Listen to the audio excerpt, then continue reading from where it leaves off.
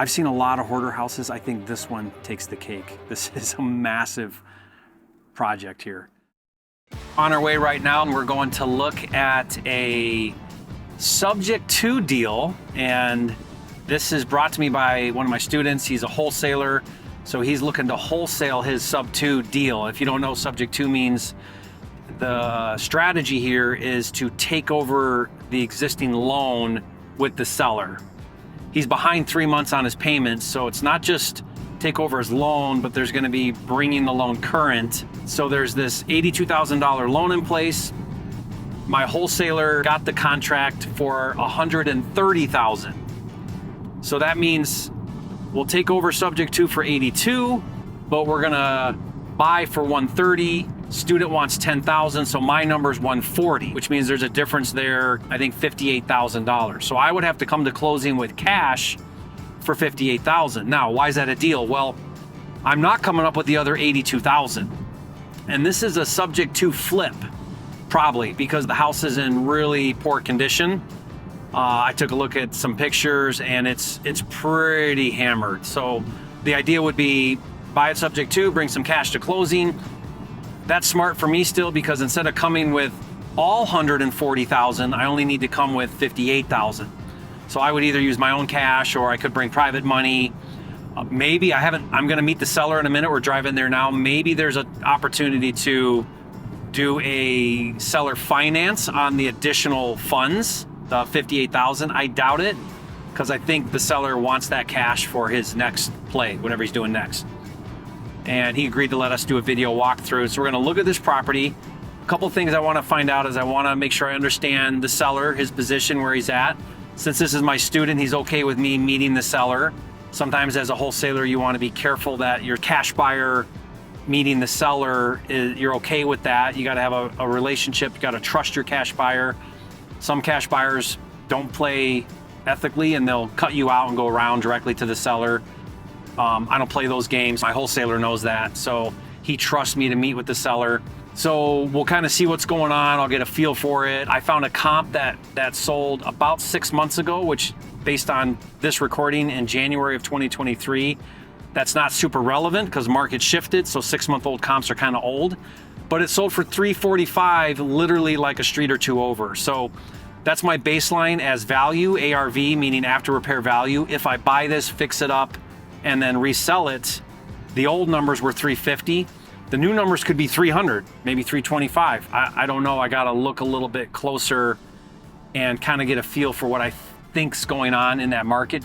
But if the old numbers were $350 and I'm buying at $140, there's, $200,000 in gross spread there. Now, is my rehab 50? Is it 75? Is it 100? Is this thing a teardown? I don't know. It could be any of those, because it's based on what I've seen, it's pretty bad. Now, what I know about hoarder houses is they tend to look a whole lot worse than they are. So, spend $4 or $5 grand doing a trash out, and now you get all this stuff, clean out. There's stuff in the yard, stuff in the house, clean all of that out, and maybe it's not so bad. It could just be a normal rehab at that point. I buy a lot subject to that I flip. Most people think of subject to or any creative as a hold strategy, meaning I'm gonna buy it on creative, I'm gonna overpay because I can, because it creates cash flow. One of the things Pace always says, and I say this now too, is it's not about the price, it's about the use. So it doesn't matter so much what you pay when you use creative, it matters more what your intended use of the property is, meaning does it cash flow? Then you can overpay if it cash flows. So if I bought this subject to, I would be making an $800 a month or $770, whatever it is a month, while I carry it for 3, 4, or 5 months, however long, till I sell it. When I sell it, then I would pay off that subject to loan, pay that off, recoup whatever cash I put into the deal, down payment and rehab, and then my profit would be whatever I net after closing and all those fees. So, I like to follow the 70% formula. So just thinking this out loud, let's say ARV is $300,000, I like to buy at 70%. That would put me at $210.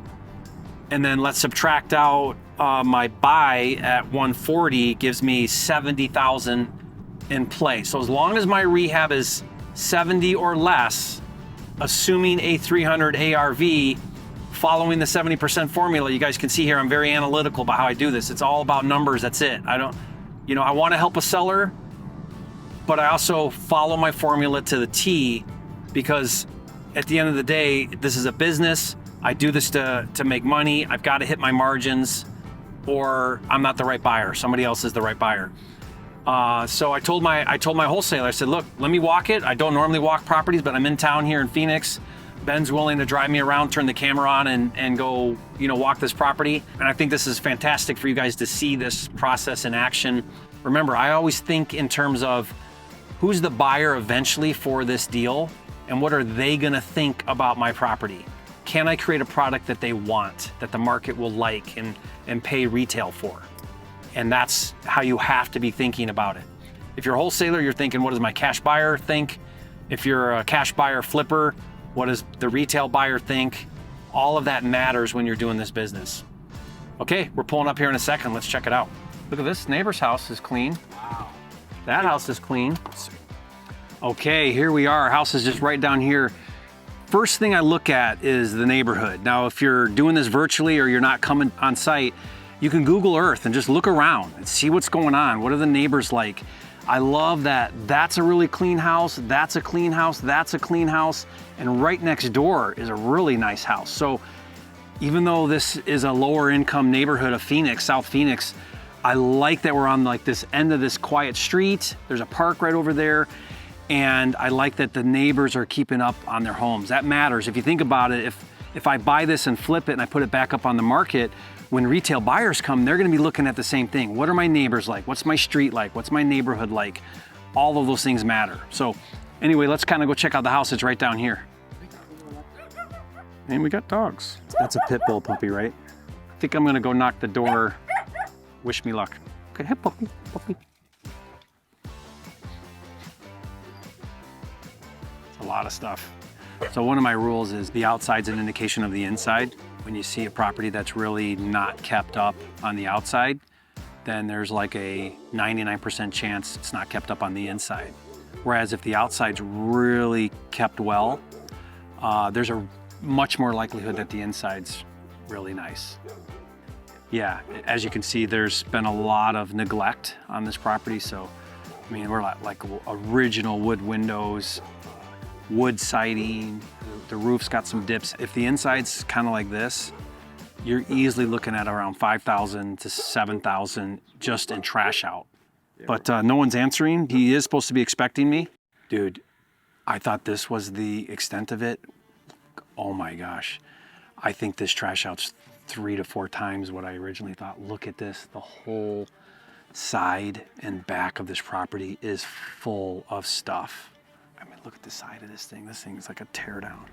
Okay, so when we were in the car coming here, I was talking about different rehab numbers, and now that we're here, there is no way that we could keep this budget under 70,000. I mean, the house, it feels like a teardown. We were looking at the front a minute ago. It is completely full. This entire lot is full of garbage and junk that would need to be thrown out. Now, that all just gets factored in. It's just another number. Like, whatever, if it's 10 grand, if it's 15 grand, whatever it is, it just adds to your rehab budget. But just kind of walk with me and you'll see the budget getting bigger and bigger, the trash out getting bigger and bigger. As we get to the back of this, I mean, some of this stuff's gonna need hauled away, not even in a dumpster. Like there's a trailer back here, there's cars back here. We did get permission to come over, so we're just kind of waiting for my wholesaler to try to get a hold of them. So there does come a point where, you know, a deal is just not a deal. And really the deciding factor is this house not even salvageable with like from a foundation standpoint? And I'm starting to feel like no, because like just look at the roof, how much it's dipping, and look at the neglect in just the outside and the foundation. Like that whole middle piece just looks like it's sagging from here. I don't need to be a structural engineer to just see that. Like you can see it in the camera. When you buy a house like this, I mean, doesn't matter what price you get it for, it's just gonna cost so much that it doesn't make sense anymore to do the deal. And scraping it and making this a lot isn't a play either, because people aren't really building new in this neighborhood, right? So I don't even know that there's any value in this property. But you know what? We don't need to see the inside. I've seen enough. This is really, really bad. He's behind 3 months on his payment. Now, when I looked at his statement, it was not a traditional bank. It was like some kind of capital group that lent him this money. My next step is probably gonna be call that lender and just talk to him and say, hey, you know what, I looked at this property, I'm an investor, I see you've got a loan here. If he's not able to sell this and make this loan whole, if you're looking at foreclosure, what's your plan? What are you doing? I might be interested, but not anywhere near what he owes on it. Are you willing to sell at a discount? Maybe he'll sell the note for 40 grand because they just want out of it or something, you know? Maybe they'll like a short sale, who knows? But it's probably worth a conversation with his lender since it's this small local hard money lender. So, which by the way, if I do end up working out a deal, let's just say by some chance the lender does something, wants to work with me, I will always keep my wholesaler in the loop, meaning I will always pay him a referral fee. If there's anything I do with this property, whether it's direct with the seller, a workout with the lender, buy it at foreclosure, whatever, I got this lead from my student / wholesaler, I will take care of him. I always take care of my people. I wanna keep that relationship intact no matter what else happens. But the more we kind of walk around here and look at this, the more I'm feeling like this is just like a dead deal. Like this deal is like this skeleton right here, it's dead. So let's call our wholesaler. Let's tell him what the heck's going on here. I'm not sure he's aware of just how bad this is. I thought he met out here, so I would have thought he would have had a better idea of the condition of this property. And let's also call the lender representing the seller and see if we can get a hold of them. For the sake of just learning and doing this and finding out what possible opportunities there are, let's go down the rabbit hole. Let's see what happens. Hello? Hello. Hey, Terry, how are you? Good, good. Is this Lucio? Yes, it is. Oh, hey, how's it going? I'm doing well, man. Hey, were you able to get in touch with Wholesaling? No, but I think we saw enough. Okay. So Yeah. it's pretty bad. Well, I don't know that you could save that house. Yeah, it might be a tear down. That's what me and my partner we're also speaking about recently, Yeah. man. Yeah, it's I didn't get inside, but the outside foundation, it's really bad. I don't know that you could save that house, no matter what you spend. No, I hear you, man. I hear you. It's a full tear down, and that's why I wanted you to take a look at it because I got in touch with a few, and I almost had it locked up with a buyer here in the area. But yeah, I mean, it's just in rough shape, man. I'm just aware of that, man. So. Okay. Well, here's what I'm gonna do. I'm gonna contact that lender that's got the loan. They look like some type of local hard money lender. Yes. And I'm gonna see if I can talk to them because he's behind on his payments. And if there's anything that can get worked out, then I'll keep you in the loop. If I can make a deal happen, of course, I'll still pay you for it. Okay. But I mean, I wouldn't even pay 82 for that house. Okay, you would pay 82? No, I wouldn't even pay I 82. No, it's because No, I'm sure, man. I mean, Yeah. I got offers like at 40,000 and 50,000. So yeah, I understand, Gary. That's okay, man. So tell me about that. Tell me what's other people saying? 40, 50,000? Some local good investors were. Someone told me 40,000. I got an offer. I think the highest offer I was able to get was also a sub 2, and it was at like 140, including the assignment. But I mean, there was due to close this week, and they were just stalling. So I don't think they'll be able to make it happen. Not if they see it. How legit is your buyer at 40 or 50? Is that a real number? Do you think someone would buy it for 40 or 50? Yeah, I think someone would buy it at 40 or 50 for sure. It's just, I mean, here with the seller, the problem is that he's too stubborn. He's kind of hard-headed on his number, and I tried to price drop quite a few times. But at this point, he's just gonna, I don't know. He's gonna lose it. He doesn't have options. He's gonna lose it. Well, let me call the lender, see if I can get a hold of him, and I'll keep you in the loop with what I find out. Sounds good, Jerry. Did you need me to send over their number for the office? No, I got it. Okay, sounds good, Jerry. Okay. Let me know if you need anything, brother. I appreciate you All right. taking the time to look at it, Jerry. Yep. Keep me in mind on the next one. Thank you. I will, brother. I'll send them all over to you. Okay. See you, Lucio. Thank you. Bye. Thank you, Jerry. Bye-bye. Always be transparent as a wholesaler with your buyers, right? Like, he should have told me he had offers at 40 and 50. He should have told me that this thing is a complete teardown. The last thing you want your cash buyer to do is go out to a property, spend time on due diligence, spend their time, energy, and effort and then find out stuff that you could have disclosed to them that would have helped them make a better informed decision. So I know you're new, Lucio, you're working on your first deal if you're watching this, but I would rather you be completely upfront with me with what's going on and I say no, than I spend my time going out to a property I'm gonna say no to. So just kind of think about that as a wholesaler. What are you telling your cash buyers? What are you asking them to do? It's great because we videoed it, and I mean, you're getting the benefit of this lesson, which is why I like to do content, because you can learn from me. But the pictures that were sent to me were before it had anything in the yard, nothing in the yard, no interior pictures. So I assumed, okay, this is a hoarder house, but not like that. If I would have known that the outside looked like that, if I would have known it had foundation issues like that, I wouldn't have even spent my time coming out here, because I can't make a deal work when it's that bad, right? So now you as a wholesaler, you lead your cash buyer on, you get him out there, he's spending his time, and now it's just a dead deal anyway. What did you accomplish? Be more transparent, more open with your cash buyers. They'll respect you more for that. They'll trust you more for that, okay? All right, so let me go back to my text to Mike, the lender. The office gave me his cell phone. So this is telling you this is a small little group here that's doing this. So I sent that to Mike. Hopefully he'll call me quickly. You always learn from everybody that you talk to. When he said to me, I've had offers at 40 and 50. So now I know what other potential cash buyers are thinking about that property. I was walking out of there thinking, I don't think this thing has any value whatsoever. But he just told me he had offers in 40 and 50. Now, are they legit? I don't know.